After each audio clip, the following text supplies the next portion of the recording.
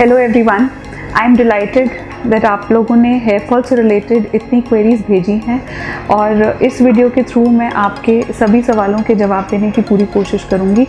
Hair fall के अलावा भी अगर कुछ और स्किन रिलेटेड इश्यूज़ हैं जिनके बारे में आप जानना चाहते हैं तो आप इस वीडियो के कमेंट सेक्शन में कमेंट कर सकते हैं। अगर आप स्किन से रिलेटेड और इन्फॉर्मेटिव वीडियोज़ देखना चाहते हैं तो हमारे यूट्यूब चैनल पर सब्सक्राइब कीजिए।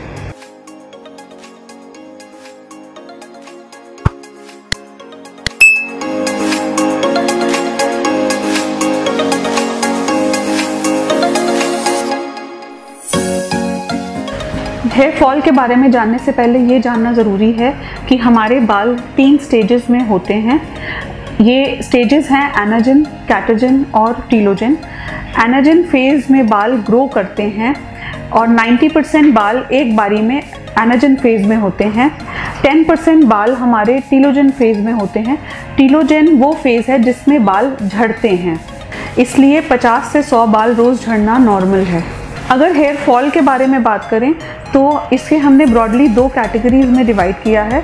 एक है टीलोजन एफ्लूवियम और दूसरा है hormonal hair fall. Telogen effluvium उस हेयर फॉल को कहते हैं जिसमें किसी वजह से आपके काफ़ी सारे बाल अचानक से टीलोजन फेज़ में चले जाते हैं और वो अचानक से झड़ने लगते हैं। टीलोजन एफ्लूवियम के बहुत सारे कारण हैं।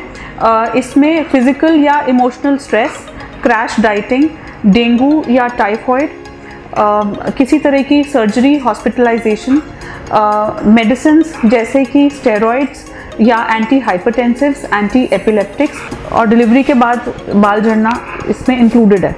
क्योंकि टीलोजन फेज़ 3 महीने का होता है, इसलिए इन सब ट्रिगरिंग फैक्टर्स के बाद आप नोटिस करेंगे कि 3 महीने बाद आपके बाल अचानक से झड़ने शुरू हो जाते हैं। काफ़ी बार हमारे पास पेशेंट्स आते हैं जो ये कंप्लेन करते हैं कि उनके बाल अचानक से झड़ने शुरू हो गए हैं।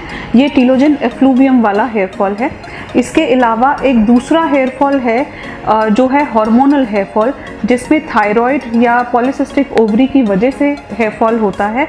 इस तरह के हेयर फॉल में आपके बाल अचानक से नहीं झड़ते, बल्कि over a period of time आपको महसूस होता है कि आपकी पोनीटेल पतली होती जा रही है या आपकी पार्टिंग और वाइड होती जा रही है। इसके अलावा हेयर फॉल के कुछ और भी रीजंस हो सकते हैं। अगर आपका स्कैल्प हेल्दी नहीं है, आपको डैंड्रफ है या सोरियासिस या सेबोरिक डर्मेटाइटिस है तो उससे भी हेयर फॉल हो सकता है। हेयर स्टाइलिंग प्रोडक्ट्स ज़्यादा यूज़ करने से या ज़्यादा केमिकल्स का बालों में इस्तेमाल करने से भी हेयर फॉल हो सकता है। अब हम बात करेंगे कुछ कॉमन मिस्टेक्स की जो आप अननोइंगली कर रहे हो सकते हैं जिनसे आपके बाल ज़्यादा झड़ेंगे, जैसे कि ज़्यादा गर्म पानी से सर धोना, गीले बालों को कोम करना, टाइट पोनीटेल बनाना और सोते समय बालों को खुला छोड़ना। काफ़ी बार लोग ये सोचते हैं कि ज़्यादा शैम्पू करने से उनके बाल ज़्यादा झड़ेंगे, पर ये गलत है। स्कैल्प का क्लीन होना भी हेयर फॉल रोकने के लिए बहुत ज़रूरी है। ऑयलिंग ओवरनाइट करना गलत है, लेकिन सर धोने से 1 घंटा पहले ऑयल मसाज करने से आप अपने बालों की ब्लड सप्लाई को बढ़ाकर हेयर फॉल को कम कर सकते हैं। इसके अलावा काफ़ी बार लोग 1 महीना हेयर वाइटामिन्स खाकर छोड़ देते हैं ये सोचकर कि वो उन्हें बेनिफिट नहीं कर रहा, लेकिन इन वाइटामिन्स का सही बेनिफिट देखने के लिए आपको कम से कम 3 महीने तक हेयर वाइटामिन्स खाना ज़रूरी है।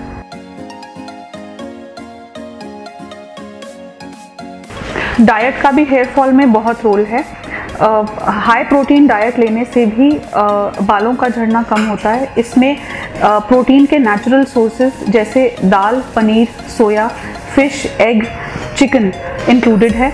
इसके अलावा iron, calcium, vitamin D, selenium, copper और विटामिन B12 का भी हेयर फॉल में बहुत इम्पॉर्टेंट रोल है।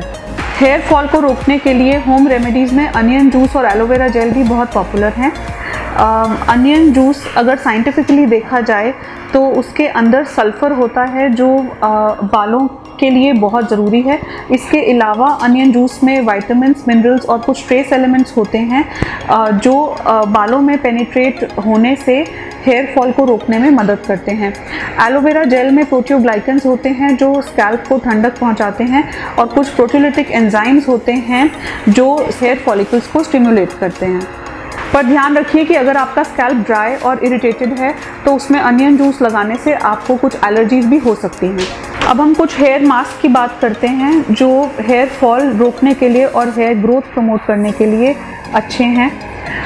2 राइप बनानास को मैश करके उसमें 1 चम्मच नारियल का तेल और 1 चम्मच शहद मिलाकर आप अपने बालों में लगाकर उसे ड्राई होने तक रखें और फिर वॉश कर लें।